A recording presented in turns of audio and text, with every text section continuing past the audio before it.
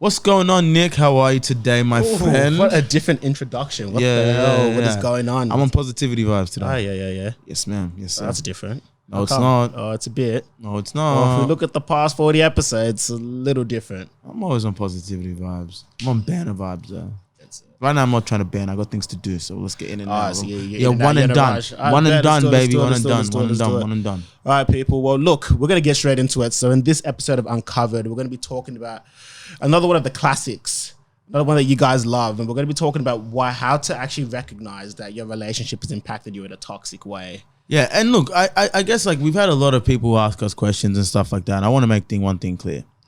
We are not relationship coaches. I think that's the biggest thing that we've needed to pray for since we started this. Because now we're becoming responsible for whatever's happening in your relationship. Hey. And that's not up to me. It's not up to me, for real. And it's like we're not qualified relationship coaches. We're not trying to be. We're here. It's just two young men speaking about our own experiences based off and also the contextual relevances that are brought to us through our education and our experience. That's what I was gonna say. Like there's a bit of validity to what we're saying though. Exactly. That's what I mean. So like at the end of the day, I take no responsibility. I swear. So the biggest thing that I'll say at the start, whilst you guys are all listening, is that look, if anything that we say today resonates with you, make sure you go seek your own advice for your own situation. Because this don't is get advice of a podcast, man. Come on. Literally, this is so general in nature. So please get some individual support. I don't even know your name. No, that's it. How do you want me to tell you what to do? I don't know your name, bro. Come on. Exactly. What do you mean by that? Like this topic? What do you mean by like trying to becomes toxic? What is a toxic relationship? What do you mean by toxicity? Yeah, that's a good point. And I think that it's great that we start off that way because a lot of people can kind of misinterpret what toxic means or what actually is a toxic relationship. And the way that I actually like to describe toxic relationships is not necessarily verbal abuse or physical abuse, but it's actually the other parts of it, such as feeling like you're in a relationship where you're constantly competing with each other.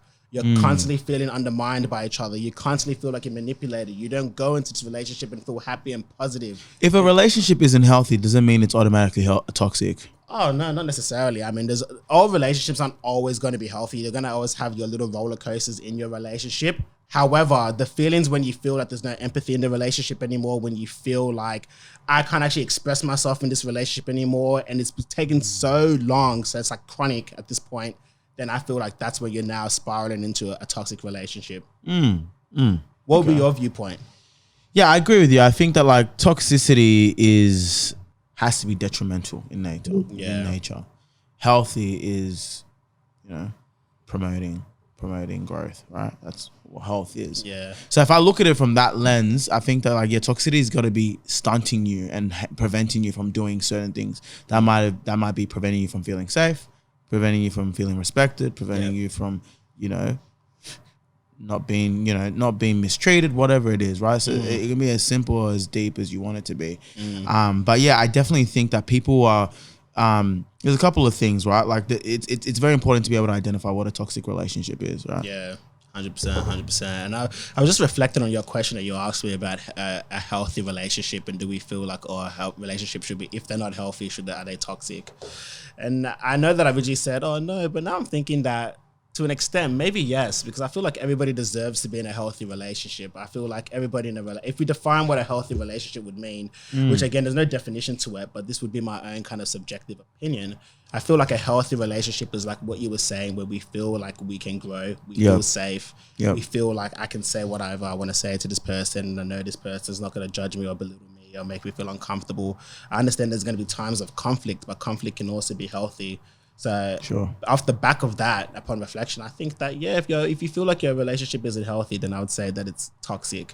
Sure. Yeah. So I was just like, I can feel that. I can hear why you feel that way, and I think that like to an extent, I definitely agree. I think that people need to be look at things, know what the net relationship actually is, right? In terms of like look at the good and the bad, and then come up with a net result. Exactly. Rather than just being like, okay, these one thing is really, really unideal, therefore the whole relationship is screwed, which isn't the case, right? Like there's 100%. there's always good and bads, there's pros and there's benefits Yeah. and drawbacks to every relationship. 100%. And I think that's probably the better language to say, like, there's good or bad, but it doesn't mean that the relationship becomes toxic. I was just mindful, because if I say that, oh, if a relationship isn't healthy, then it means it's not that bad. But then when we actually do a deeper glance into the relationship, people are like, oh, you actually I need to step away from that. So I don't want to get that wrong kind of communication to people that are listening, because I know this is going down a different spiral, but obviously in a toxic relationship, sometimes we know that the relationship is toxic and it's not serving us, but we don't feel comfortable leaving it for whatever reason. And that's probably something that we can talk about in another podcast, because we've got some exciting things happening to really delve into that. But I just wanted to put that out front, is that if you know that you're feeling that, listen to your intuition. It's telling you something powerful. Yeah, and it's important to know kind of like, how do you know when a relationship is turning toxic, right? Yeah. Like at what point do you know that it's turning toxic, and knowing where does that toxicity come from? Because I think that nobody gets into a relationship with someone that is like, bro, this guy sucks. Yeah. Do you know what I mean? Yeah. Like nobody thinks about that. Nobody comes into a relationship like really, really hating their partner. So it's about understanding, well, A, how do you recognize the signs that things are getting bad? Yeah. And B, understanding, well, where is this rooted from? Is it their trauma? Is it their emotional baggage? Have they done the work yet? Maybe they have, maybe they haven't. And what that looks like. Yeah, for sure. I think I'll answer the question in terms of where it's actually rooted from before we kind of talk about the signs of it. Because I think that understanding where it stems from is really, really important for everybody to be able to have at least an understanding, because it's not, when you go into a relationship, it's not a matter of like, oh, this person's got trauma, this guy's got emotional baggage. Like we all play a role in this whole kind of process. And sometimes, whether we believe it or not, we carry our own kind of emotional baggage and trauma into every relationship. Of course. So like you said, I think it's always rooted from a trauma. That's something that we've encountered, something that we've been experienced, something that we've been conditioned at as children that we've now brought into this relationship. And that could be potentially anything. That could be in your previous relationship. You've been taught that you were cheated on originally, and off the back of that, now you've got insecurities. You don't feel safe. You feel like your partner needs to do a bit more to make you feel safe and comfortable. But then even in your head, and you have this inner dialogue where you feel like, oh, I'm still not sure, because that's what my other partner promised me. And you're now bringing that into your relationship. If we're talking about it from childhood, maybe, when you were growing up, you were never shown or displayed love, so you don't even know how to be affectionate anymore. And then your other partner is like, well, this person doesn't know how to show me love anymore. So now I'm having my own kind of conflicts there. So we all bring that trauma, we all bring that baggage into relationship. And it's so, so important for us to be able to recognize where that's stemming from, recognize what those traumas are. And then, like you said, do the work, understand like, okay, this is what I'm doing. This is where I'm at. This is what's going on right now.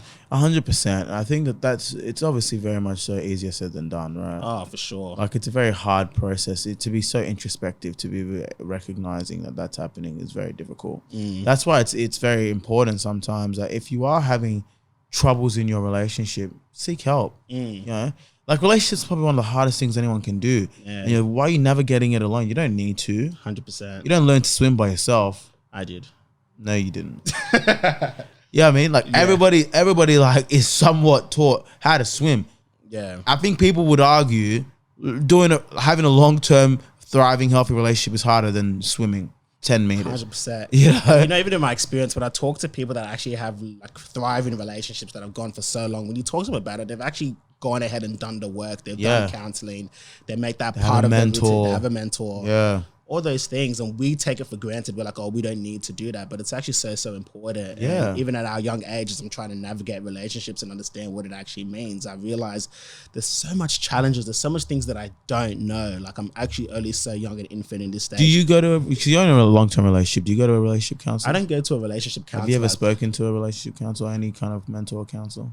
Oh, look, I've had conversations about relationships by myself with like someone that used to be like a dating coach and relationship coach. So I've had those conversations in the past, but I haven't actually engaged in any like therapy where I'm there, my partner's there, and had that kind of conversation. Probably something that I may look at doing at some point. I need to have the conversation with her to understand where she's at, but at the same time, I've just been trying to do my own kind of work because, as I said, like I carry my own kind of issues, so I'm trying to resolve that. Facts.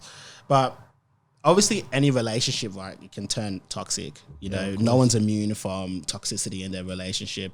So what do you think our role is in relationships to prevent it from, to ensuring that we can able to maintain that level of, healthiness, that it doesn't turn toxic, that we're taking a preventative approach, those type of things. So are you asking what role do we play from preventing a relationship to turn toxic? Yeah. I think that it's just like the same role that we play in keeping a relationship healthy, right? That we've spoken about. Yeah. In terms of making sure that we establish a safe space. Yeah. We make the person feel safe and supported. Is what's going to be the fundamental things. But I think like the thing about it is that sometimes it's not your fault, right? Like there's a lot of things that's like it's very difficult sometimes because. What do you mean in respect of doing all those? Sometimes it can turn toxic because that person, they have a lot of work that they need to do, Right. and it spirals so quickly out of control, and before you know it, they start abusing you. That's not your fault. Do you know what I mean? And it's important to recognize that like if you are in a toxic relationship that is, there might be physically intimidating or verbally abusive or physically abusive or whatever it is.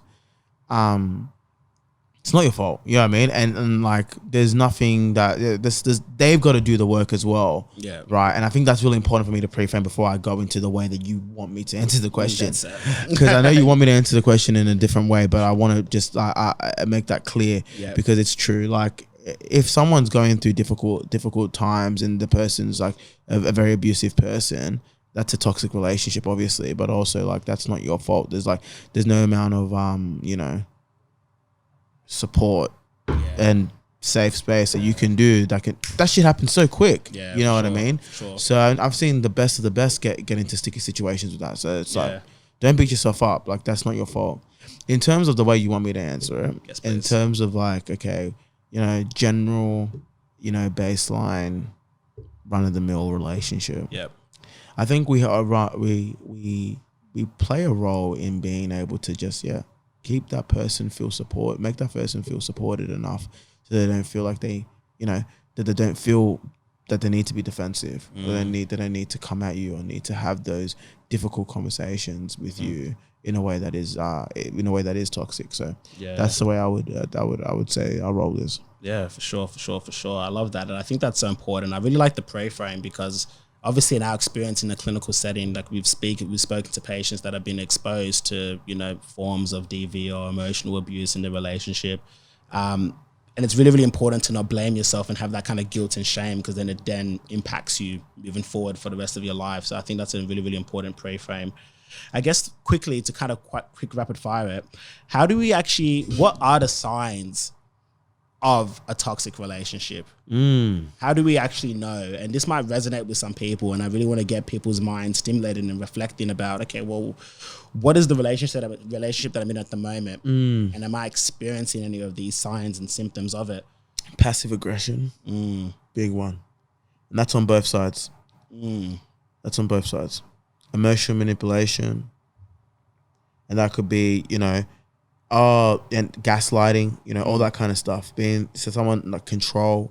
Someone is, you know what? I don't care. Whatever. You go out with your friends then. Yeah. I'll just leave me here then, like to be here. Yeah. Oh, you always want to go with them. What about me? Exactly. And then when you try to come back, like, no, babe, let's talk about it. It's like, no, I don't want to talk about it. I don't want to talk about it. They're dismissive of the feelings, dismissive of communication, dismissive of confrontation as well. Yeah. It's really important. Like, the truth of the matter is, like, in any relationship, in any situation, remember that you're a free man. You know what I mean? 100%. You're no one's slave. You're no one's property. Yeah. On both sides, no one can tell you can or can't go anywhere. Exactly. You make decisions, right? Exactly. You make decisions in your life. So the moment that someone feels like they're trying to impose that power on you, you need to reconsider. You need to think about the situation. I'm not saying anything about your situation. What I'm saying is that you need to think about it.